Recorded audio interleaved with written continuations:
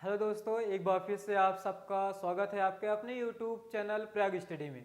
जैसे कि आप सभी लोगों को पता है कि हम लोगों ने लास्ट वीडियोस में पॉलिनोमियल का टाइप तक हम लोगों ने कवर कर लिया था, लेकिन आज के इस वीडियो में हम लोग देखेंगे कि जो पॉलिनोमियल्स में स्पेशल टाइप्स है जिसको हमने डिग्री के बेस पे कैटेगराइज किया था, जिनमें सबसे पहले लीनियर इक्वेशन था, फिर क्वाड्रेटिक इक्वेशन था, फिर क्यूबिक इक्वेशन था। इस टाइप के इक्वेशंस जो होते हैं वो क्या रिप्रेजेंट करते हैं ज्योमेट्रिकली, क्योंकि जब ज्योमेट्रिकली आपको समझ में आ जाएगा कि वो क्या रिप्रेजेंट करते हैं तो आपको ये भी समझ में आ जाएगा कि उनका जो ज्योमेट्रिकल सोल्यूशन होता है वो कैसे दिया जाता है। तो सबसे पहले हम देखते हैं कि लीनियर इक्वेशंस होते क्या हैं। जैसे कि आप सभी को पता है कि लीनियर इक्वेशन का मतलब ऐसा पॉलिनोमियल जिसका मैक्सिमम पावर जो भी वेरिएबल है 1 होना चाहिए, मतलब एग्जैक्टली 1, ना तो 1 से कम ना तो 1 से ज्यादा। तो मैंने मान लीजिए कि ax प्लस बी बराबर कोई जनरल इक्वेशन पॉलिनोमियल का बना दिया सिंगल वेरिएबल x में। अब आप कहेंगे कि सर जो a है वो 0 नहीं होना चाहिए, क्योंकि अगर a का वैल्यू 0 कर देंगे तब तो p ऑफ x बराबर b मिलेगा, मतलब एक कांस्टेंट नंबर मिलेगा। इसलिए आप ये ना a को 0 मत कीजिएगा, और बाकी आपका जो a और b है ये दोनों रियल कांस्टेंट्स हैं, रियल कांस्टेंट, राइट। तो a को केवल 0 को छोड़ करके बाकी आप कुछ भी मान सकते हैं। अब ये जो ज्योमेट्रिकली रिप्रेजेंट क्या करता है, तो हमेशा आप कहेंगे सर ये स्ट्रेट लाइन को शो करेगा, हमेशा एक स्ट्रेट लाइन को शो करेगा। मतलब दुनिया का कोई भी लीनियर इक्वेशन हो, चाहे वो 1 वेरिएबल में हो चाहे वो 2 वेरिएबल में हो, अगर 1 वेरिएबल में होता है तो स्ट्रेट लाइन शो करता है, लेकिन कुछ लोग इसको और स्पेशल करेंगे तो कहेंगे सर ये एक तो रे है। हाँ, रे भी कर सकते हैं, लेकिन रे क्या है, एक स्ट्रेट लाइन ही होता है। तो स्ट्रेट लाइन कौन शो करेगा, लीनियर पॉलिनोमियल, चाहे वो 1 वेरिएबल में हो और चाहे वो 2 वेरिएबल में हो। तो अब हम देखते हैं कि इसको ड्रा कैसे करते हैं। तो भाई मान लीजिए कि आप ड्रा करने के लिए जो p ऑफ x है ना उसको y आपने मान लिया, तो ये क्या हो गया ax प्लस बी हो जाएगा। अब यहाँ से मैं कहूँ कि आप यहाँ पे वैल्यू बताइए, चलो अच्छा इसको ना y को हम लोग ना p ऑफ x रहने देते हैं, क्योंकि नहीं तो कन्फ्यूजन आएगा। तो p ऑफ x मान लीजिए कि मैंने ax प्लस बी ही रखा है। अब मैं कह रहा हूँ कि let alpha is the root of this equation. आप सभी को पता है लास्ट वीडियोस में रूट्स क्या होते हैं, ये एक प्योर नंबर होता है जो कि पॉलिनोमियल में रखने के बाद उसका मान 0 कर देता है। इसका मतलब है कि अगर x की जगह मैं अल्फा रखूंगा तो ये टोटल 0 हो जाएगा। तो जब अल्फा भैया यहाँ रख रहे हैं तो अल्फा यहाँ भी आएगा, क्योंकि x की जगह आप कितना रख रहे हैं, अल्फा रख रहे हैं। तो a into alpha plus B is equal to 0 आ जाएगा। इसका मतलब अल्फा बराबर कितना आएगा, माइनस बी अपॉन ए आ जाएगा। ये तो इसका रूट हो गया है। अब ऐसे ही अगर मैं आपसे कहूं कि बताइए कि यहाँ पे जो ax प्लस बी था बराबर 0 हो गया, तो बताइए वो x का कौन सा वैल्यू था जिसको आपने यहाँ पे लिखा है माइनस बी अपान ए। तो आप कहेंगे सर बहुत सिंपल है, x का मान निकाल लीजिए, माइनस बी अपॉन ए आएगा। माना है कि जो a है और b है दोनों क्या है, पॉजिटिव नंबर है। जब दोनों पॉजिटिव होंगे तो ये क्या आएगा, हमेशा निगेटिव आएगा। अब इसको आप ड्रा कर दीजिए। तो कार्टेशियन प्लेन में जब आप इसको ड्रा करेंगे तो x बराबर माइनस है। आप सभी को पता है कि ये जो दोनों लाइन होती हैं वो ओरिजिन होता है, ओरिजिन के राइट में प्लस एक्स एक्सिस होता है, लेफ्ट में माइनस होता है, प्लस वाई होता है, नीचे माइनस वाई होता है, मतलब x का वैल्यू निगेटिव है। जब x निगेटिव है तो वो किधर जाएगा, ओरिजिन के लेफ्ट में जाएगा। ओरिजिन के लेफ्ट में जाएगा तो कितना डिस्टेंस जाएगा, जितना x का वैल्यू होगा। अगर वो 3 होगा तो माइनस 3 यूनिट आएगा, अगर वो 5 होगा तो माइनस 5 यूनिट आएगा, ऐसे। क्लियर। तो कहने का मतलब ये जो आपने दिखाया है ये एक रे तो ही है जिसको स्ट्रेट लाइन आप कह सकते हैं। तो जो लीनियर इक्वेशन है याद रखना है कि हमेशा क्या शो करेगा, एक स्ट्रेट लाइन को शो करेगा। तभी आप मैथ के जो इक्वेशंस होते हैं जिनका इक्वेशन आप बना लिए हैं उसका आप ग्राफिकल सॉल्यूशन बता सकते हैं। तो पहली बात हो गया। दूसरी बात यह है कि भाई geometrical representation of the quadratic polynomial क्या है। क्वाड्रेटिक पॉलिनोमियल का जनरल मतलब कि ग्राफ इसको कैसे शो करेंगे, तो इसके विषय में डिटेल में बात करते हैं थोड़ा 5 मिनट में। तो मैं नेक्स्ट पेज पे देखता हूँ कि भाई देखिए, मान लीजिए मैंने आपसे क्लास में बताया था कि अगर ax स्क्वायर कोई भी जनरल इक्वेशन आप मान लीजिए, कौन सा ax square plus B X plus C, okay, बराबर 0। ये अपने पास एक क्वाड्रेटिक इक्वेशन है। इस क्वाड्रेटिक इक्वेशन का ग्राफ ड्रा करने के लिए सबसे पहले आपको देखना होगा कि भाई एक्स स्क्वायर का कोफिशिएंट कितना है। अगर एक्स स्क्वायर का कोफिशिएंट माइनस होगा तो पैराबोला कुछ और बनेगा, अगर एक्स स्क्वायर का कोफिशिएंट प्लस होगा तो पैराबोला कुछ और बनेगा। इसका मतलब सबसे पहले आपको ए चेक करना है कि ए पॉजिटिव है या फिर ए का वैल्यू निगेटिव है, मतलब कोफिशिएंट ऑफ ए पॉजिटिव है या फिर coefficient of x square is negative. चलिए मान लीजिए कोफिशिएंट ऑफ एक्स स्क्वायर मतलब ए का वैल्यू पॉजिटिव है, दूसरे केस में निगेटिव है, तो कहेंगे सर ए का वैल्यू 0 क्यों नहीं ले रहे हैं। भैया अगर 0 ले लेंगे तो फिर यहाँ ए एक्स स्क्वायर तो टर्म गायब हो जाएगा, जैसे गायब हो जाएगा तो क्या बचेगा, बी एक्स प्लस सी बचेगा, जो कि एक लीनियर इक्वेशन हो जाएगा। तो क्वाड्रेटिक होने के लिए बहुत जरूरी है कि जो ए है वो 0 नहीं होना चाहिए, बाकी ए बी सी आपके एक प्योर कांस्टेंट हो जाए, कोई दिक्कत नहीं है, प्लस माइनस जो भी आप मानना चाहें मानिए, लेकिन ए को 0 को छोड़ करके। अब आप देखो ये क्या शो करेगा, तो क्वाड्रेटिक इक्वेशन हमेशा दुनिया का कोई भी क्वाड्रेटिक इक्वेशन हो, अब क्वाड्रेटिक इक्वेशन लास्ट वाले क्लासेस में हमने कवर किया था कि कोई भी इक्वेशन जिसका एग्जैक्टली पावर 2 होना चाहिए, मतलब हाईएस्ट पावर 2 होना चाहिए, 2 से ग्रेटर या 2 से लो तो होना ही नहीं चाहिए उसका डिग्री, तो उसको आप कहेंगे क्वाड्रेटिक इक्वेशन। जैसे लीनियर इक्वेशन ने क्या शो किया था, स्ट्रेट लाइन, तो क्वाड्रेटिक इक्वेशन दुनिया का कोई भी होगा वो हमेशा पैराबोला को शो करेगा। किसको शो करेगा, पैराबोला को। अब ये पैराबोला कैसे होता है, जब आप कोई पत्थर या कोई भी ऑब्जेक्ट आप ऊपर फेंकते हैं ना, तो वो कैसे जाता है, कुछ ऐसे आकर के गिरता है, या फिर आप किसी एक स्थान से दूसरे स्थान फेंकेंगे तो कुछ ऐसे जाकर के वो गिरेगा, तो इस पाथ को हम पैराबोला कहते हैं। अब ये पैराबोला आपका कैसा भी हो सकता है, ऐसा भी हो सकता है, या फिर ऐसा भी हो सकता है, या फिर ऐसा भी हो सकता है, जैसा आपका इच्छा चाहे वैसा पैराबोला होगा। तो ये आपका एक पैराबोला पाथ होता है जिसको आपने यहाँ पे देखा है। तो जो क्वाड्रेटिक इक्वेशन है हमेशा क्या शो करेंगे, पैराबोला को ही शो करेंगे। तो अगर एक स्क्वायर मतलब एक्स स्क्वायर का कोफिशिएंट अगर पॉजिटिव है तो पैराबोला को अप कर दीजिएगा, अगर एक्स स्क्वायर का कोफिशिएंट निगेटिव है तो पैराबोला को डाउनवर्ड कर दीजिएगा। बस केवल इतना याद रखना है कि पैराबोला अप कब होगा, जब एक्स स्क्वायर का कोफिशिएंट प्लस होगा, पैराबोला डाउन कब होगा, जब एक्स स्क्वायर का कोफिशिएंट माइनस होगा।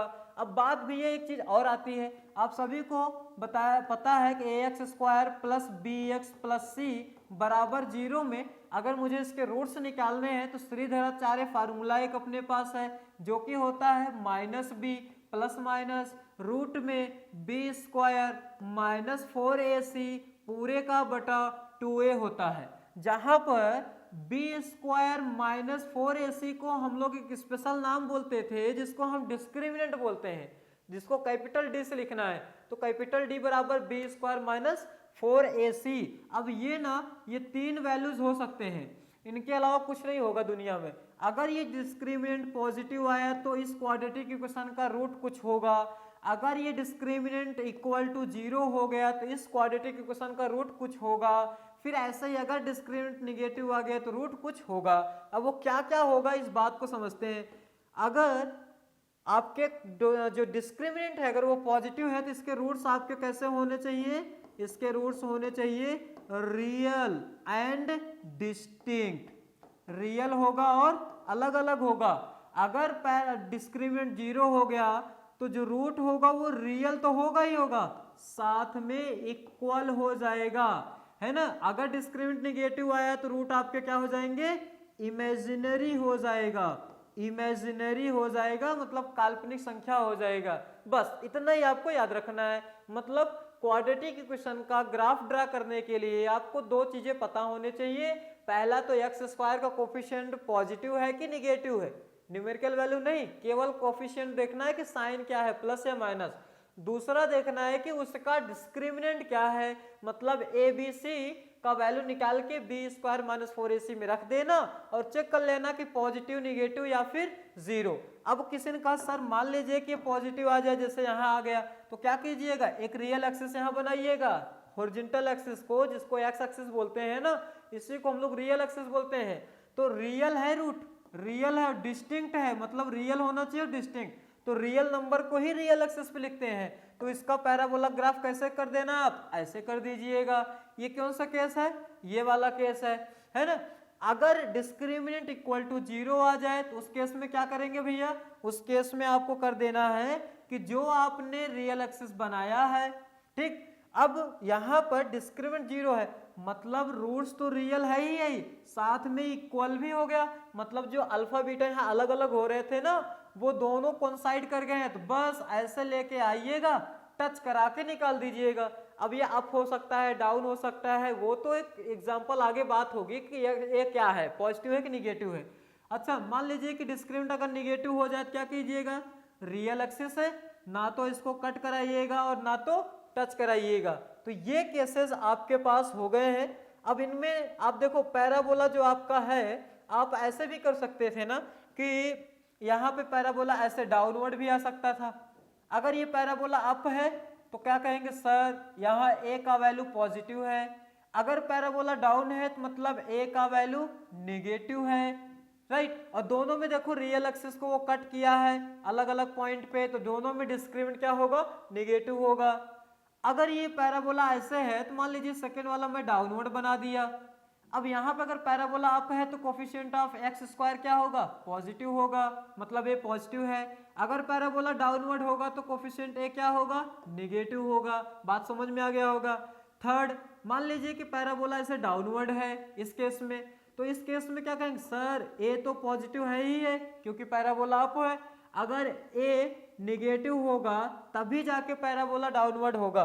बस यही आपको 3 स्पेशल केस रखने हैं और दुनिया का कोई भी क्वाड्रेटिक इक्वेशन हो आप उसका ग्राफ बहुत इजीली शो कर सकते हैं, केवल इन्हीं 3 कंडीशन में से आने वाला है। अब हम इन 3 कंडीशंस में से देखो कैसे हम इनको मर्ज करते हैं बाय एग्जांपल। ओके, तो एक एग्जांपल के थ्रू अब हम लोग चल रहे हैं कि एग्जैक्ट कैसे हम ग्राफ को शो करते हैं पैराबोला के।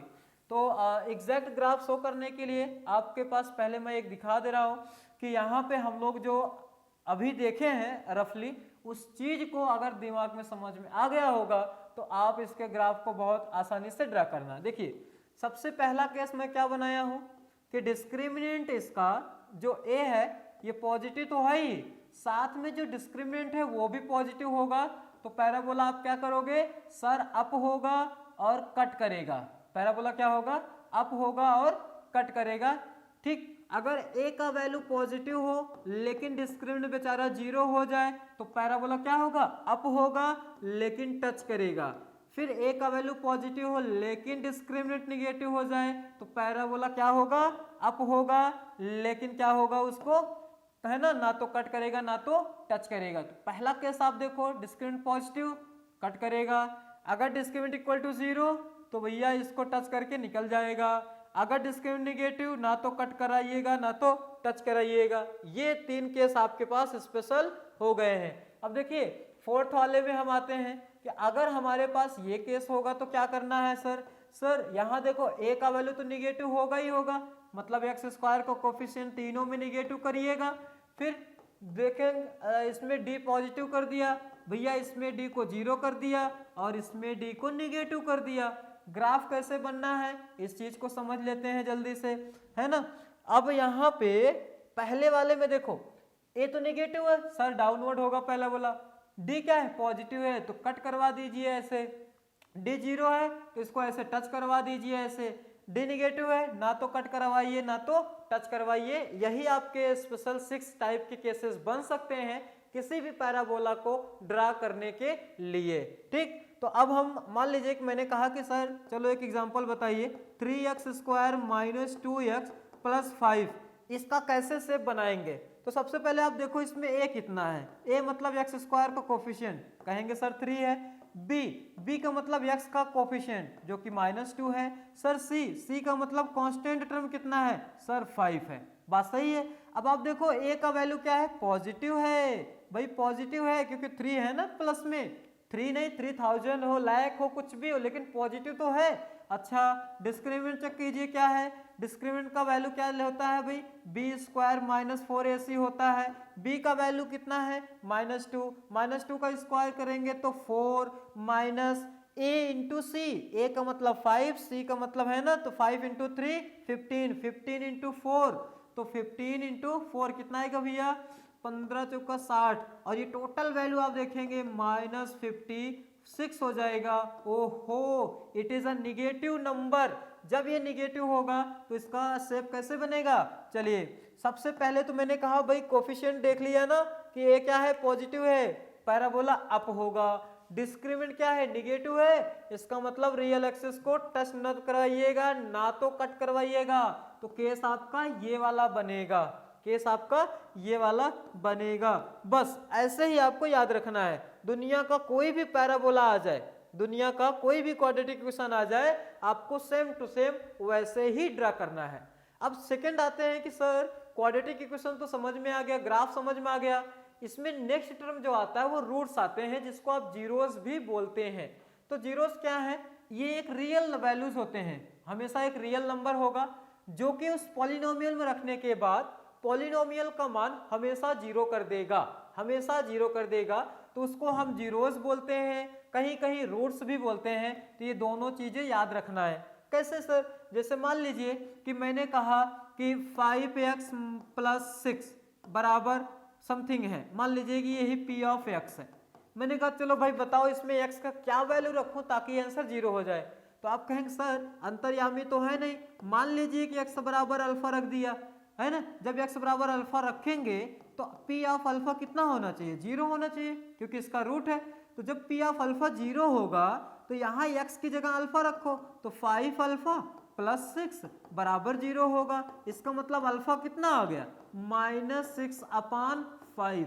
यही वो नंबर है जो आप रखेंगे तो जीरो हो जाएगा। अगर विश्वास ना हो तो वैल्यू रख के चेक कर लीजिए, जैसे ही x की जगह -6/5 रखेंगे ना, 5 से 5 कैंसिल हो जाएगा, बेचारा -6 बचेगा, फिर +6 है ही, आंसर कर देगा जीरो। तो ये जो आपने लिखा यही इसका रूट है, यही -6/5 क्या है, इस लीनियर इक्वेशन का रूट है। किसी ने कहा सर जैसे मान लीजिए कि ये है x² - 5x + 6 है, बताइए इसमें मैं x का क्या वैल्यू रखूं ताकि ये जीरो हो जाए।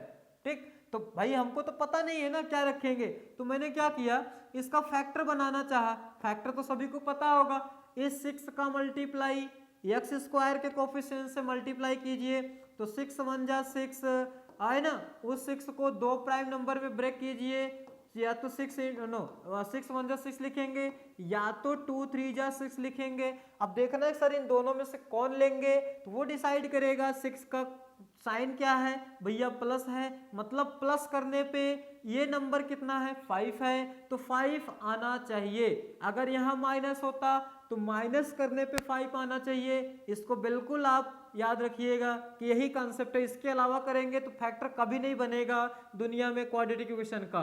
तो 6 × 1 = 6, प्लस करने पे 5 आना चाहिए, तो भैया इनको प्लस करेंगे तभी तो 5 आएगा, इनको करेंगे तो 7 हो जाएगा। तो ये नहीं लेना है, इसको लेना है, तो क्या करना है, 5x को ब्रेक किया 2x - 3x में, और +6 हो गया। यहाँ से पहले के स्टार्टिंग के दो में क्या कॉमन दिख रहा है, x कॉमन लिया, -2 बचा, यहाँ पे -3 कॉमन लिया, फिर यहाँ x, ओहो यहाँ माइनस यहाँ प्लस है, रिवर्स जब आप साइन लेते हैं ना तो रिवर्स हो जाता है, दैट इज कि माइनस हो जाएगा भैया। अच्छा, अब ये दो कोफिशिएंट मिलके एक हो गए, लास्ट वाले क्लास में बात की गई थी। फिर यहाँ भी दोनों में x - 2 दिख गया कॉमन, फिर ले लिया, यहाँ बेचारा बचा x, यहाँ बचा -3। यही वो शुभ नंबर हैं जो इसको जीरो करने वाले हैं, यही वो नंबर हैं जो इनको जीरो करने वाले हैं, है ना। तो चलिए अब मान लीजिए, अब आप मान लीजिए कि जो x - 2 है इंटू x - 3 है, अगर इसका वैल्यू मैं जीरो करूं तो चेक करूं कि कौन सा नंबर है जो इसको जीरो कर रहा है। तो आप कहेंगे सर दो नंबर का प्रोडक्ट जीरो है तो अंतर्यामी है ना, इसलिए दोनों नंबर को 1/1 जीरो को इक्वल दिखाइए, है ना। अब क्योंकि आपको पता नहीं है ना कि ये जीरो रहा होगा कि ये जीरो, क्योंकि अगर इन दोनों में से कोई एक जीरो होगा तब भी प्रोडक्ट जीरो होगा, और अगर दोनों जीरो होंगे तो 0 × 0 एक शुद्ध जीरो आएगा। इसलिए मैक्सिमम मैंने ले लिया कि दोनों को जीरो दिखा दिया। तो भैया पहले वाले केस में देखो x का मान 2 आ गया, दूसरे वाले केस में x का मान 3 आ गया। भैया x तो सेम है ना, इसका मतलब है कि 2 और 3 वो शुभ नंबर हैं जो इसको जीरो करने वाले हैं। अगर आप विश्वास न माने तो एक बार आप x की जगह 2 रख दीजिए, 2 का स्क्वायर करेंगे तो 4 आएगा। अब 4 + 6 बेचारा बाहर बैठा हुआ है ना, 10 कर देगा, तो यहाँ पे 4 और -5 2 जा 10 और प्लस में 6, 6 + 4 10 -10 शुद्ध 0। ऐसे आप 3 भी रखेंगे तब भी 0। इसके मतलब इसके कौन कौन से रूट्स हैं, 2 और 3 हैं। अच्छा जीरोस क्यों कहते हैं, जीरोस इसलिए कहते हैं क्योंकि ये वैल्यू को 0 कर दे रहा है, इसलिए इसको जीरोस कहते हैं। ओके, बात समझ में आ गया सर। अब आते हैं कि ज्योमेट्रिकल मीनिंग क्या होता है, जो रियल वैल्यूज हमने रूट्स को निकाला है उसका ज्योमेट्रिकल मीनिंग क्या है। तो भैया सबसे सिंपल है कि zeros of a polynomial are the points. Yes, अभी लास्ट में देखे थे ना 2 और 3 क्या है, पॉइंट ही तो है। इवन फर्स्ट में भी -6/5 क्या आया था, पॉइंट ही तो था। मतलब जीरोस क्या होते हैं, एक पॉइंट होते हैं और it's graph cuts the x axis, मतलब कि वो पॉइंट्स होते हैं जो एक्स एक्सिस को कहीं ना कहीं कट करेंगे। अब एक्स एक्सिस को कट करेगा ना तो जो पॉइंट होगा उसको हम ना रियल नंबर कहेंगे, क्योंकि छोटी क्लास में बताया गया है कि real values are those values which can be represent on the real axis. तो रियल एक्सिस का मतलब एक्स एक्सिस, एक्स एक्सिस पे जितने पॉइंट लिखे जाएंगे उन सभी पॉइंट को हम रियल जीरोस या रियल पॉइंट्स या रियल वैल्यूज बोलेंगे। तो बेसिकली जो जीरोस हैं वो एक वैल्यूज हैं, मतलब एक पॉइंट है जो रियल एक्सिस को कहीं ना कहीं कट करता है और पॉलिनोमियल को जीरो बनाता है। पॉलिनोमियल को जीरो, अच्छा जीरो क्यों बनाएगा पॉलिनोमियल को, सर पॉलिनोमियल को जीरो बनाने का मतलब है कि वहां पर value of the polynomial zero होगा, मतलब जो y का वैल्यू है वो जीरो होगा x एक्सिस पे, और होना भी चाहिए क्योंकि x एक्सिस पे y का मान हमेशा जीरो होता है, y एक्सिस पे x का मान ऑलवेज जीरो होता है। ठीक है, अच्छा अब एक जो सबसे इंपॉर्टेंट चीज है वो ये है कि नंबर ऑफ जीरोस क्या है। नंबर ऑफ जीरोस अगर मैंने कहूं, जैसे मैंने अभी देखा था लीनियर इक्वेशन में जीरोस तो 1 लिखा था, मतलब x की जगह -6/5 ही रखा था। अब मेरा क्वेश्चन देखो ये है कि x - 1 = 0 है। मैं कह रहा हूं बताओ भाई x का कौन सा मान रखूं ताकि इसको जीरो कर दें। तो कहेंगे सर बहुत आसान है, x के बराबर 1 रख दो तो ये जीरो हो जाएगा, 1 - 1 = 0 तो हो जाएगा। हाँ बात तो सही है, क्या 1 के अलावा कोई नंबर है जो इसको जीरो बनाएगा? ये थोड़ा सा क्वेश्चन सस्पेंशन वाला है, डाउट वाला है। तो अब इसको क्लियर करते हैं अगले एग्जांपल से। अच्छा मैं कह रहा हूं सर x² -1 = 0 है, क्या ये कौन कौन से नंबर हम बता सकते हैं या फिर कितने नंबर है, चलो चेक कर लेते हैं। भैया क्या अगर मैं x का वैल्यू 1 रखूं, कितना, x की जगह 1 रख दूं तो क्या ये जीरो हो जाएगा? बिल्कुल हो जाएगा, रख के चेक कीजिए। 1 का स्क्वायर 1 - 1 0, यस। अच्छा -1 रखेंगे ना तब भी जीरो होगा, क्योंकि -1 का स्क्वायर +1 होगा, ऑलरेडी माइनस है इसका जीरो है। तो एक चीज आप देख रहे हैं क्या यहाँ पे, एक चीज मुझे ये समझ में आ रहा है कि इसके जितने डिग्री है, इसका जितना डिग्री है, क्योंकि इसमें डिग्री कितना है 1 है, उतना ही नंबर ऑफ रूट्स होंगे, नंबर ऑफ रूट्स होंगे। तो बिल्कुल याद रखना चाहिए कि number of roots of any polynomial is equal to number of zeros या फिर रूट्स। यहाँ भैया कितने डिग्री है इसकी डिग्री 2 है, क्योंकि क्वाड्रेटिक है, इसलिए यहाँ पे नंबर ऑफ रूट्स कितने आए, नंबर ऑफ रूट्स इसके 2 आए हैं, राइट। ना तो 2 से कम आएगा ना तो 2 से ज्यादा, एग्जैक्टली 2 रूट्स आएंगे नंबर ऑफ डिग्री। अच्छा एक क्वेश्चन मानिए कि मैंने कहा x³ -1 = 0, सर इसमें कितने रूट आएंगे, तो डिग्री कितनी है 3 है। भैया जब डिग्री 3 है तो इसमें नंबर ऑफ रूट्स भी कितने आएंगे, नंबर ऑफ रूट्स भी 3 आएगा। आप गलती ना करना कि x = 1 मैंने रख दिया और सर ये 0 तो हो गया, बाकी 2 रूट कौन से हैं वो जब आप हायर क्लासेस में जाएंगे तो बताया जाएगा। लेकिन बस याद रखो कि नंबर ऑफ डिग्री बराबर नंबर ऑफ रूट्स होते हैं किसी भी पॉलिनोमियल का, किसी भी पॉलिनोमियल का। अब वो आपके ऊपर है कि आप वो निकाल पा रहे हैं या फिर नहीं निकाल पा रहे हैं, वो आपके कैलकुलेशन के ऊपर है। तो एक बात तो यहाँ से क्लियर हो गया कि कौन सा इक्वेशन कितने रूट्स रखेगा वो मैं बता सकता हूं। जैसे यहाँ पे क्वाड्रेटिक इक्वेशन है तो कितने रूट होंगे, 2 रूट्स होंगे। यहाँ भी क्वाड्रेटिक इक्वेशन है तो 2 रूट्स होंगे। भैया यहाँ भी समझ में आपको आ गया होगा कि कितने रूट्स हैं। अब हम आगे की वीडियोस में ये देखेंगे कि जो रूट्स हैं वो कैसे फाइंड आउट करते हैं, क्योंकि रूट्स को फाइंड आउट करना ये डिफरेंट टाइप के मेथड्स पे डिपेंड करता है। अभी तक हमने देखा कि वैल्यू ऑफ द फंक्शन क्या होते हैं जिसको पॉलिनोमियल बोला है, जीरोस क्या होते हैं, ज्योमेट्रिकल रिप्रेजेंटेशन कैसे दिखाते हैं हम क्वाड्रेटिक इक्वेशन का और लीनियर इक्वेशन का। तो मिलते हैं एक नए वीडियो में और एक नए कॉन्सेप्ट के साथ। तब तक के लिए धन्यवाद आप सभी को।